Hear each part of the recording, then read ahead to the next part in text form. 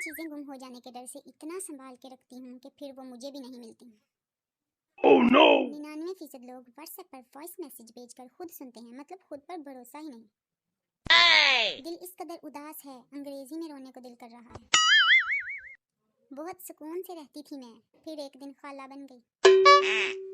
کچھ لوگ what's app پر ایسے ٹائپنگ کرتے ہیں جیسے وصیت لکھ رہے ہیں اور رپلائی آتا ہے جانو بنا رہی تھی، آنچ تیز ہو گئی، سڑ گیا بیچارہ۔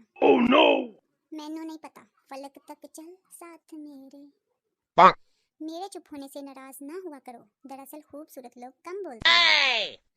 کوکو منہ میں چاکلیٹ اور لوگوں میں شرم آج کل کم ہوتی جا رہی ہے۔ تمہیں کیا لگتا ہے مرشد؟ مجھے تو ہلکی ہلکی سردی لگتی ہے۔ یہ ٹیلنٹ بھی صرف ہماری قوم میں پایا جاتا ہے، دروازے پر پوچھو کون تو جواب ملتا ہے میں۔ آخری پیپر دیکھ کر ایسا لگتا ہے جیسے لاش ٹھکانے لگا دی ہو۔ کہتے ہیں عقل مند سے باتیں کرنا 1 مہینہ کتابیں پڑھنے سے بہتر ہے، کر لو باتیں، آج میں فری ہوں۔ سنا تھا زندگی امتحان لیتی ہے، میری تو شاید CSS کروا رہی ہے۔ مرشد ہمارے پاس بس ایک موبائل ہے، مرشد وہ ایک موبائل بھی امی کو زہر لگتا ہے۔ رات کو پرنسس، صبح کام والی، یہی ہے زندگی میری آرام والی۔